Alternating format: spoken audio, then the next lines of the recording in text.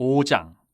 선지자들 곧 선지자 학개와 이도의 손자 스가랴가 이스라엘의 하나님의 이름으로 유다와 예루살렘에 거주하는 유다 사람들에게 예언하였더니, 이에 스알디엘의 아들 스룹바벨과 요사닥의 아들 예수아가 일어나 예루살렘에 있던 하나님의 성전을 다시 건축하기 시작하며 하나님의 선지자들이 함께 있어 그들을 돕더니, 그때 유브라데강 건너편 총독 닷드네와 스달보스네와 그들의 동관들이 다 나와 그들에게 이르되, 누가 너희에게 명령하여 이 성전을 건축하고 이 성곽을 마치게 하였느냐 하기로, 우리가 이 건축하는 자의 이름을 아뢰었으나 하나님이 유다 장로들을 돌보셨으므로 그들이 능히 공사를 막지 못하고 이 일을 다리오에게 아뢰고 그 답장이 오기를 기다렸더라. 유브라데강 건너편 총독 닷드네와 스달보스네와 그들의 동관인 유브라데강 건너편 아바삭 사람이 다리오 왕에게 올린 글의 초보는 이러하니라. 그 글에 일렀으되, 다리오 왕은 평안하옵소서. 왕께 아뢰옵나이다. 우리가 유다도에 가서 지극히 크신 하나님의 성전에 나아가 본즉, 성전을 큰 돌로 세우며 벽에 나무를 얹고 부지런히 일하므로 공사가 그 손에서 형통하옵기에, 우리가 그 장로들에게 물어보기를 누가 너희에게 명령하여 이 성전을 건축하고 이 성곽을 마치라고 하였느냐 하고, 우리가 또 그 우두머리들의 이름을 적어 왕에게 아르고자 하여 그들의 이름을 물은즉, 그들이 우리에게 대답하여 이르기를, 우리는 천지의 하나님의 종이라. 예전에 건축되었던 성전을 우리가 다시 건축하노라. 이는 본래 이스라엘의 큰 왕이 건축하여 완공한 것이었으나 우리 조상들이 하늘에 계신 하나님을 노엽게 하였으므로 하나님이 그들을 갈대아 사람 바벨론 왕 느부갓네살의 손에 넘기심에 그가 이 성전을 헐며 이 백성을 사로잡아 바벨론으로 옮겼더니, 바벨론 왕 고레스 원년에 고레스 왕이 조서를 내려 하나님의 이 성전을 다시 건축하게 하고, 또 느부갓네살이 예루살렘 하나님의 성전 안에서 금은 그릇을 옮겨다가 바벨론 신당에 두었던 것을 고레스 왕이 그 신당에서 꺼내어 그가 세운 총독 세스바살이라고 부르는 자에게 내주고, 일러 말하되, 너는 이 그릇들을 가지고 가서 예루살렘 성전에 두고 하나님의 전을 제자리에 건축하라 하며, 이에 이 세스바살이 이르러 예루살렘 하나님의 성전 지대를 놓았고 그때로부터 지금까지 건축하여 오나 아직도 마치지 못하였다 하였사오니, 이제 왕께서 좋게 여기시거든 바벨론에서 왕의 보물전각에서 조사하사 과연 고레스 왕이 조서를 내려 하나님의 이 성전을 예루살렘에 다시 건축하라 하셨는지 보시고, 왕은 이 일에 대하여 왕의 기쁘신 뜻을 우리에게 보이소서 하였더라. 6장. 이에 다리오 왕이 조서를 내려 문서창고 곧 바벨론의 보물을 쌓아둔 보물정각에서 조사하게 하여 메데도 앙메다 궁성에서 한 두루마리를 찾았으니 거기에 기록하였으되, 고레스 왕 원년에 조서를 내려 이르기를, 예루살렘에 있는 하나님의 성전에 대하여 이르노니, 이 성전 곧 제사 드리는 처소를 건축하되 지대를 견고히 쌓고 그 성전의 높이는 60규빗으로 너비도 60규빗으로 하고 큰 돌 3켜에 새나무 1켜를 놓으라. 그 경비는 다 왕실에서 내리라. 또 느부갓네살이 예루살렘 성전에서 탈취하여 바벨론으로 옮겼던 하나님의 성전 금은 그릇들을 돌려보내어 예루살렘 성전에 가져다가 하나님의 성전 안 각기 제자리에 둘지니라 하였더라. 이제 유브라데 강 건너편 총독 닷드네와 스달보스네와 너희 동관 유브라데 강 건너편 아바삭 사람들은 그것을 멀리하여 하나님의 성전 공사를 막지 말고 유다 총독과 장로들이 하나님이 이 성전을 제자리에 건축하게 하라. 내가 또 조서를 내려서 하나님의 이 성전을 건축함에 대하여 너희가 유다 사람의 장로들에게 행할 것을 알리노니, 왕의 재산 곧 유브라데 강 건너편에서 거둔 세금 중에서 그 경비를 이 사람들에게 끊임없이 주어 그들로 멈추지 않게 하라.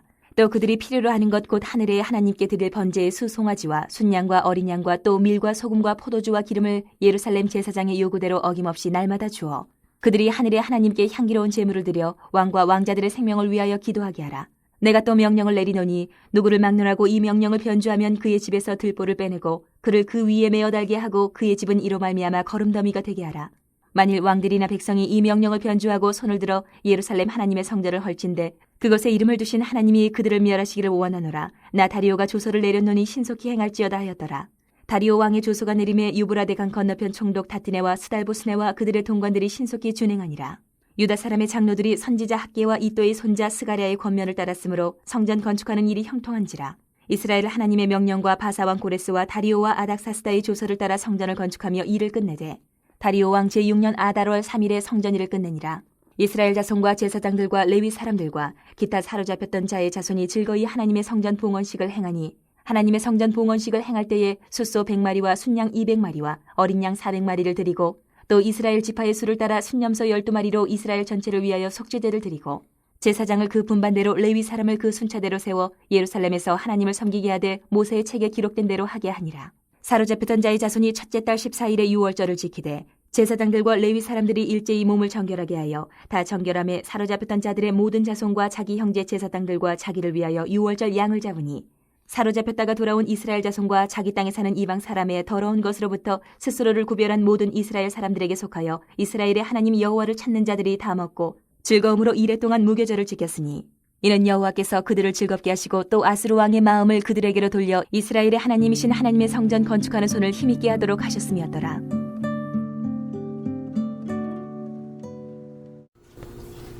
대적들의 반대로 성전 건축이 중단되었지만 학개와 스가랴 선지자의 격려로 수룹바벨과 대제사장 예수아가 일어나서 성전 건축이 다시 시작됩니다. 그러나 이번에는 또 다른 방해에 부딪히게 됩니다. 유브라데 강 건너편 총독 다뜨네가 성전 재건 공사를 중단시킬 목적으로 스달보스네와 그들의 동관들을 이끌고 예루살렘으로 찾아옵니다. 자신의 관할 지역에서 성전 재건 작업이 진행되고 있다는 보고에 조사의 필요성을 느낀 것으로 보입니다. 그러나 성전 재건에 대한 관리들의 추궁과 위협에도 불구하고 성전 재건 작업은 중단되지 않았습니다. 총독은 자신의 한계를 느끼고 다리오 왕에게 이 사실을 알리며 회신을 기다립니다. 성전 공사가 중단되지 않은 이유에 대해 하나님은 유다 장로들을 돌보셨기 때문이라고 말하는데 하나님의 도우심으로 그들을 막은 것으로 보입니다. 그들이 보낸 편지에 대한 답장을 받기까지는 최소한 4-5개월이 걸렸을 것입니다. 총독 다뜨네가 보낸 편지의 내용은 문안 인사로 시작하여 현재 유다인들이 진행하고 있는 성전 재건에 대하여 전반적인 상황을 설명합니다. 유다 사람들이 성전을 짓는 일로 분주하게 일하는 모습을 보고 유다 장로들에게 누가 성전을 재건하라고 했는지, 누가 성벽 공사를 마치라고 했으며 여기에 대한 책임자는 누구인지 3가지 질문을 합니다. 여기에 대해 장로들은 자신들의 성전은 이스라엘의 큰 왕, 즉 솔로몬이 건축하여 완공한 것이었으며 조상들이 하나님을 진노케 한 죄로 바벨론에 의해 성전이 파괴되었다고 말합니다. 이 성전을 하나님이 고레스 원년의 조서를 통해 다시 건축하게 하셨으며 고레스 왕의 조서에 따르면 느부갓네살이 탈취하여 바벨론 산당에 둔 성전 기물들을 꺼내어 그가 세운 총독 세스바사라에게 주고 예루살렘 성전에 다시 두게 하였다고 말합니다. 그래서 페르시아 왕의 명령에 따라 세스바살이 성전 지대를 놓았고 그때부터 지금까지 건축하였으나 마치지 못하였다고 상황을 설명합니다. 이런 상황 설명 후 총독 다뜨네는 다리오 왕에게 한 가지를 요청하며 끝을 맺습니다. 그것은 왕이 직접 바벨론 서적 곳간에서 고레스 왕의 조서를 찾아보고 유다 장로들의 말이 사실인지 확인해 달라는 것이었습니다. 고레스 왕은 이미 10년 전에 죽었고 공사의 근거가 되는 칙령은 18년 전에 선포되었기에 20년 전의 일을 총독은 알 수가 없었기 때문입니다. 이에 다리오 왕은 조서를 통해 조사를 시켜 메대의 앙메다궁에서 고레스 왕의 칙령을 찾게 됩니다. 고레스 왕이 한 칙령의 내용을 보면 먼저 예루살렘 성전을 건축하도록 하였으며, 둘째 성전의 규모를 정하고, 셋 왕실 경비로 지원하며, 넷째 탈취한 성전 기물을 옮겨둘 것을 명령하고 있었습니다.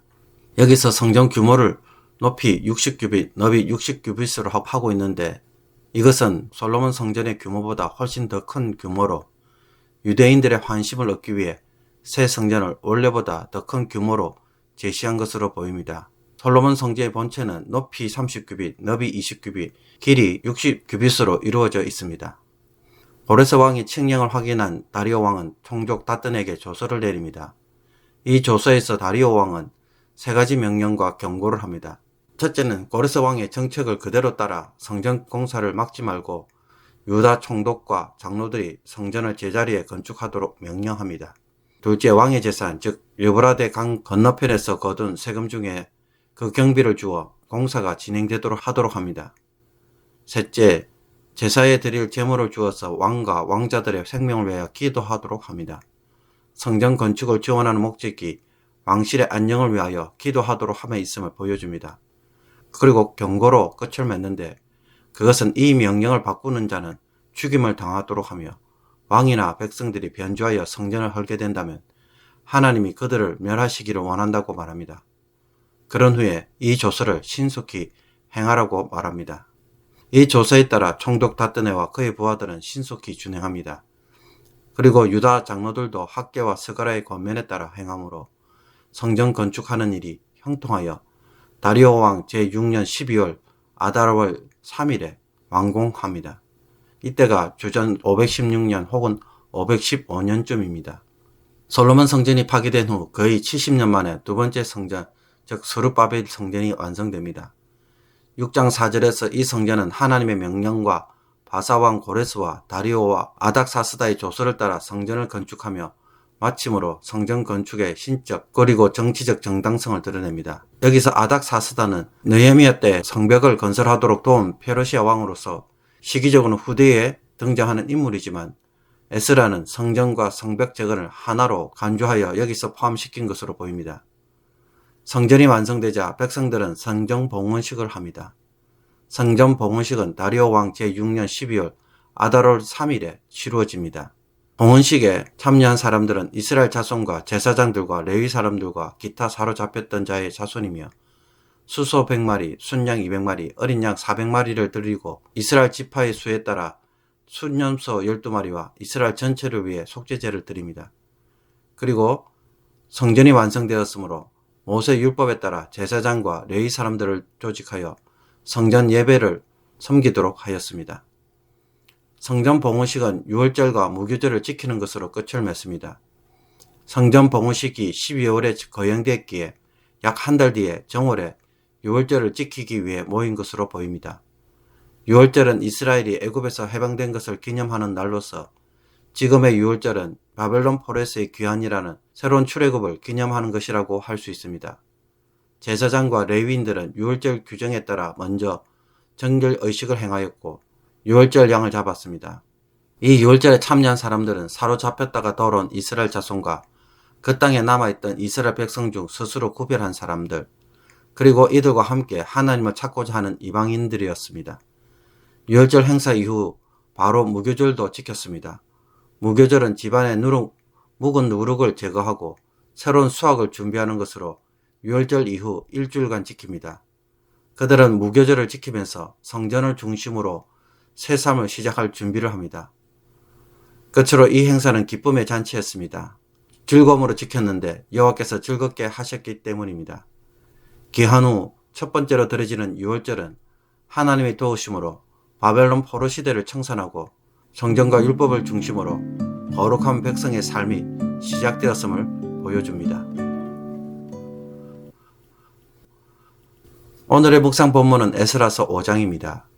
오늘 말씀을 통해 두 가지 교훈을 묵상하고자 합니다.